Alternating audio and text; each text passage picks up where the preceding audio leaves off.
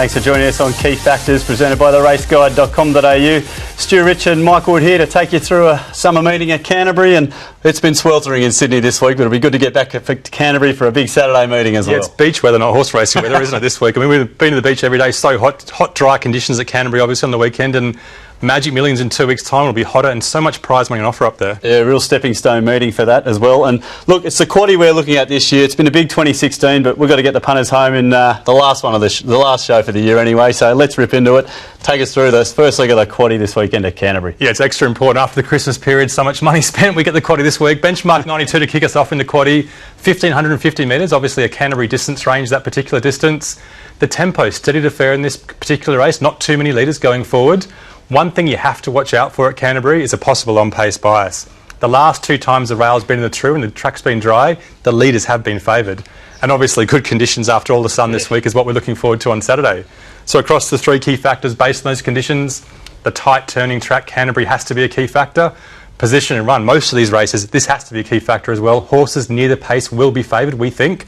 And stage of preparation, looking for those horses that are ready to peak on Saturday. Yeah, a couple of horses that are ready to peak, but also a couple that have just been sort of there, well, not quite winning as well. But as we have a look at the market, we'll be able to identify a few of those. Redoutable Heart is one that has had a win this prep at $2.80 and top of the market.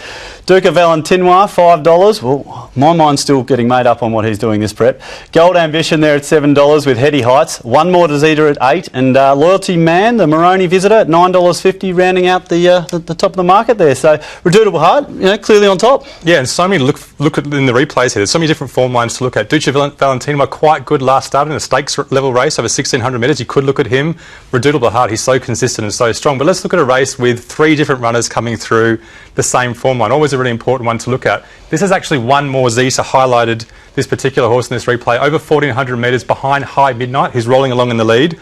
All Cerise is the purple and white coming to the inside now, just near the rails. And Himalaya Dream way back there in the green. Yeah, but look, One More Zeta is the one we are focusing on here in the white hat. Really finishing off, very, very strong from the back here. But really interesting ride here, Christian Reith on Himalaya Dream. That was a very quiet ride. Yeah, the steward sort of took him into the room and asked him a couple of questions. The ride was that quiet, wasn't it? So far back. All Cerise doing what she does. Quickens and then stops. Sometimes she needs a run to find her peak. Well, we're going to have a look at a recent runner in this race, and this is the Melbourne Visitor. It is Loyalty Man coming up from the Moroni camp. And why are we going back to Wodonga here for this form? Well, this is a great meeting. That's why we're going back, Stu. But also it's a good form reference. Loyalty Man on pace here, coming up 3 wide, on a strong tempo, kicking to the lead early. Not only kicking to the lead, Stu, but toughing it out and holding on. Yeah, really tough. And a few of these guys in the crowd absolutely loving this one as well. So winners all around there, I think. Yeah, well back into $3, and I think they all had it. Look at them right there. Well, look, we didn't have a look at the favourite there, Redoutable Heart at all. But as we look at the key factors, I'm expecting a little bit of gold here for the favourite. Well, yeah, there's absolutely no way in the world you can knock a horse like Redoutable Heart. He's so consistent, trained by Waller. The track's okay. He's been there before. Position and run. He can go forward if he wants. And stage of preparation, no knocks at all. Look, Duke of Valentinois, he's so far deep into his preparation, it could be a risk. After a really tough mile race last start, can he repeat? Down the page, Loyalty Man gets the gun run in form, but will he handle a right-handed track? And look, 2 gold bars for that horse, All Cerise, that Nick Ashman tipped on form line. She looks good as well on Saturday. She skips around the circuit. Yeah, saw that as well. Very sneaky. Yep. But as we have a look at across to the overall ratings, like Redoutable Heart, look, no surprises there in seeing it, you know, top of the market, top of the ratings here. But you've mentioned 2 there, Loyalty Man and All Cerise. There's some really good value behind the favourite here. Yeah, they're the ones that have popped up the ratings, haven't they? Duke of Valentinois, slight question stage of prep. Gold Ambition just not winning lately. One More Zeta over the distance, I'm not sure, but we've come up with those 3 based on the key factor ratings, and choosing between those 3 are best bet. First of all, Redoutable Heart. If you can get each way odds on this horse, grab them, because he's a fantastic each way chance. He always puts in, so consistent. And those 2 horses for a value bet, it was quite close for us. All Cerise, she skips around the Canterbury circuit, so she's the one at odds. Well, there we go, a little bit of value there, and following Nick Ashman as well. As we look ahead to the second leg of the Quaddie, well, let's call this the last feature race of 2016 in Sydney, and it's a good one. We've got a little bit of real quality returning here in Ball of Muscle and Flippin' as well. Yeah, not a bad off-season sprint race, not the best sprint race in the world. We're looking for some decent form references to find the winner, and also the conditions, obviously. Let's kick off with them. A listed race, like we said, 1,200 metres, a fair tempo, we hope, but maybe not a fair bias, like we said, potentially some near-pace bias on Saturday. Across the 3 key factors, let's upgrade that position and run key factor. Let's bring up to the top, because it's so important to get the gun run on Saturday in these sprint races around the tight circuit. Stage of preparation again, and reliability. Some of these sprinters are a bit up and down. Yeah, look, we've mentioned it's a really good race at this time of year, and in this sort of race, I mean, you know, the market's going to be quite contracted here, and we're seeing that with His Majesty on top at $4.60. Ball and Muscle, I'm really looking to his forward years return. I think he's going to be great around Canterbury at $5. Flippant, another one returning there at $6. Sir Bible, another tough on-pace horse, $9.50, and Grundazite there at $9.50, and a little bit of money there for Weatherly as well. But it is His Majesty on top, but not a horse that always finishes off his races. No, absolutely not. Let's kick off with a few in the last replay, including His Majesty and Sir Bible and one other at a listed level race as well, over 1,200 metres, this time at Royal Randwick. Sir Bible's the one that's highlighted there. His Majesty, the grey, just behind him, and Shiraz in the purple and yellow, just coming widest now. Yeah, this is a big day. We had a great go on the Monster. Should be a few cheers there, but let's focus on His Majesty, just zooming through this gap, looming. How does he not go on and win this? He's such a frustrating horse, isn't he? He's just got so much power and acceleration, but what he lacks is that final 100-metre surge, and that's what you need to win a race. And this particular event, he was up against the Monster, who, thank God for us, was way too tough. So Bible kicking back on the inside. And where's Shiraz? What do we do with him? He's okay. He likes the wet tracks and he likes Rose Hill, and maybe a dry track Canterbury's not ideal for him. Well, here's one that does like Canterbury. We're having a look at Boss Lane here at Randwick. We're going back to a Group 3 race in August, and, well, scratched from a wet track a fortnight ago, but there's another horse that tends to loom and peak as well, but there's some classy types here in Laramane and Tycoon Tara that he's chasing. Well, yeah, the reason why we're going back to this replay is the last time Boss Lane was fresh, and potentially it's one of the best 1,200-metre references in this race. As you say, Stu, he quickens, he stops, but he's around some good ones, isn't he? Yeah, they're just getting away from him here a little bit, but like, he's sticking on. You've got to like that. Yeah, didn't do too badly, and the form ratings out of that are really good in comparison to the rest of the horses in this race. Well, I mentioned one off the top, Ball of Muscle, big, strong, any gold for one of my favourites here. He's a great horse, isn't he? So much speed, so much power, and that early speed gives him a gold bar for position run. He's going to get across from the wide barrier. The question for him is he reliable over 1,200 metres? Sir Bible, similarly, he will get across from the wide barrier as well, but can you trust him? Sometimes he puts in a bad run.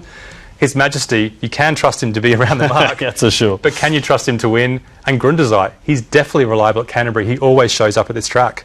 Yeah, well, it's very interesting there, especially the reliability factor. I mean, His Majesty has not finished off those few races, and as we look across to the overall ratings, we can see His Majesty on top. So I'm not sold we've got a horse that doesn't really hit the line here on top and then two right on pace in behind. Well, it depends how the track's going to play. Obviously, the way that we're seeing the track, a bit of on-pace bias, so His Majesty's right up there, but those two on-paces, Ball of Muscle and Sir Bible, if there is a really red-hot on-pace bias, they will be favoured on the day. And you can see Boss Lane, because he's fresh, come right in. He's come right up the ratings as well.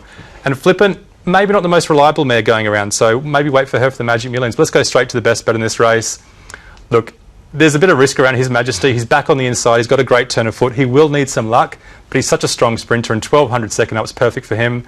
Maybe having two shots to fire from the inside barrier is the way to play this race. Boss Lane as well, massive odds, and he loves Canterbury, unbeaten. Yeah, I quite like being on the value runner there. But look, it's a tough start, they say, for the first two legs of the Quaddie, but I know the team have been very confident about the last two legs, and we're going to have a look at those as we come back from the quick break.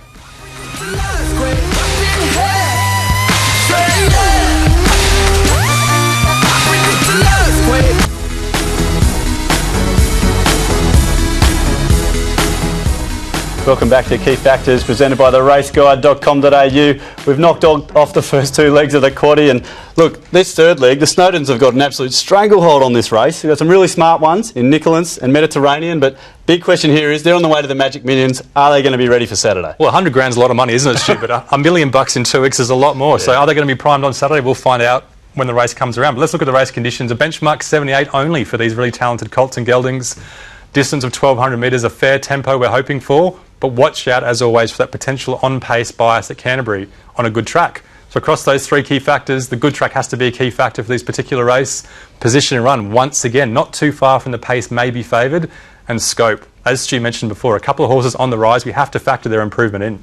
As we have a look at the market, I mean, look, this is one where I think the obvious class is just going to rise to the top. The punters have already said in agreement with that as well, and we've got Mediterranean on top at $3.20, Nicholas there at $4.60, and they're just cleared out a bit, deployed behind at $6. Choice we had, what a run that was in behind at $9.50 as well. But look, they've honed in on the two here, and I'm assuming they're going to be the two we might have a look at as well. Well, they have to be the two we look at the replays, isn't it? I mean, it's quite a narrow market if you look at those horses. You have to work out whether they're going to be ready fresh. Let's have a look at them fresh last prep to see how good they were. This is Nicolance. It's really the turning point for this big hulking colt from the Snowden stable this day. They took him aggressively to the lead.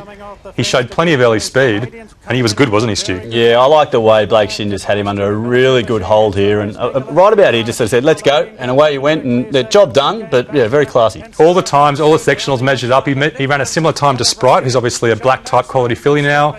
Similar time to Sir Plush, maybe a couple lengths slower, but not too bad. Yeah, really good win first up. Now, look, that was a strong maiden win, and we're going to take you to another strong maiden win now, and this is Mediterranean. And I guess as we roll the tape here, what the viewers haven't seen here is that he's had to make this run already, round 3 wide, and what the rest is just arrogance from McAvoy. This was a ridiculous ride, wasn't it? He sort of sat there halfway through the race thinking, who are these horses? I'm not going to hang around anymore.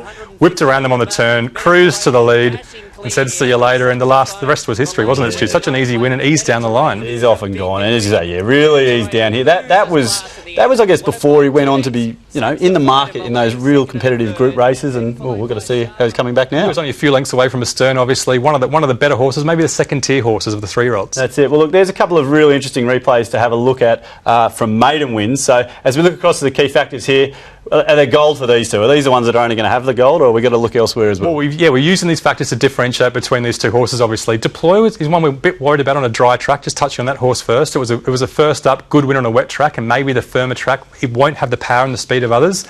But looking at those top two, Nicolance loves a good track. You know he's going to go forward on pace and get a lovely trail from Noble Joey to a great position on run, and he's got massive scope, just like Mediterranean.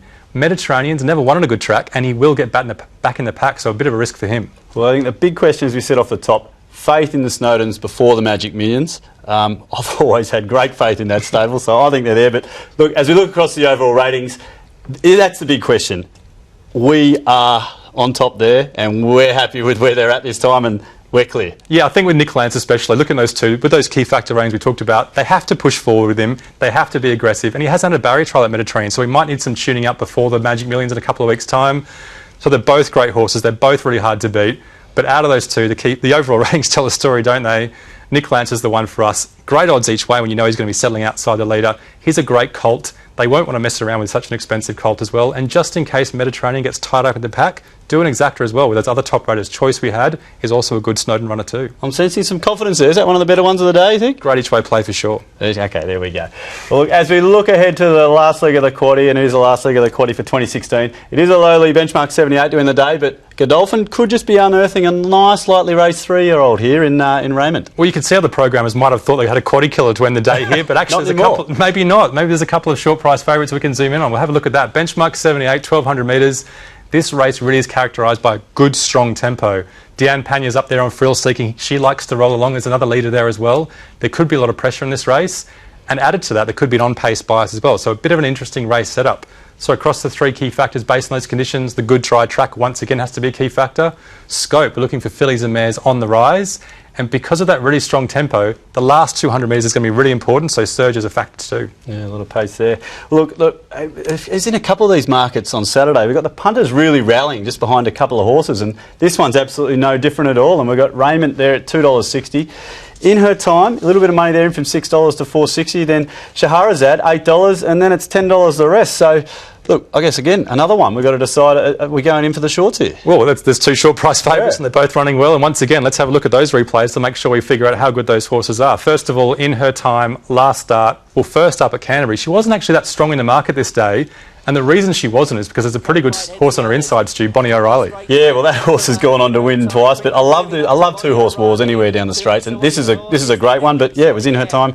Ooh, really getting the better of Bonnie O'Reilly here. Yeah, these two horses had to show their hand this day because they had to fight and show how good they were compared to this lower grade race, and boy, did they show their hand. They're lengths in front of the rest. Absolutely, and as we go from this replay here of In Her Time, we're going to have a look at the other one I mentioned off the top. It is Raymond. It is in the Godolphin Blue, and look, this is just another classic Godolphin horse. They've just been patient with her, and look, away she went here, and this was another really good sign of a good horse. Yeah, there's nothing wrong with this filly at all, is it? She ticks all the boxes. She's got tactical speed, she sits near the pace, she's got the power to accelerate, and she can finish her races off as well. If there's any one slight question mark on her, some of her best ratings do come on wet tracks. This is a wet track this day. One day at Scone, she was stuck very wide and did run well on a dry track, so maybe don't discount her, but this is a wet track win, and it was a huge one. Okay, that was big, yeah. It was absolutely running away there. Well, look, there's a look at, well, let's say there are two favourites. We've had a look at two very good replays. We need to differentiate between these two favourites. So as we do, we're looking across to the gold. We're looking for the gold here. Take us home in 2016. Well, yeah, let's have some confidence here, don't we, Stu? And let's look at these horses. I mean, the reason why we really like Raymond and In Her Time is because of that surge. They're horses that really do hit the line over the 1,200 metres, so that strong tempo will help them. LA Cheval, Shahrazad, 50 Shades of Grey, some of these other horses, including Magic of Dreams, have been known to peak on their run, and some of them aren't fully fit yet. If you are looking between In Her Time and Raymond, maybe there's a slight tick to In Her Time on the good track, but like we said, it's so hard to knock Raymond. We had to choose one. Cross to the best bet, and our best bet. You've got 3 gold bars for one of them. There's 3 gold bars for one of them.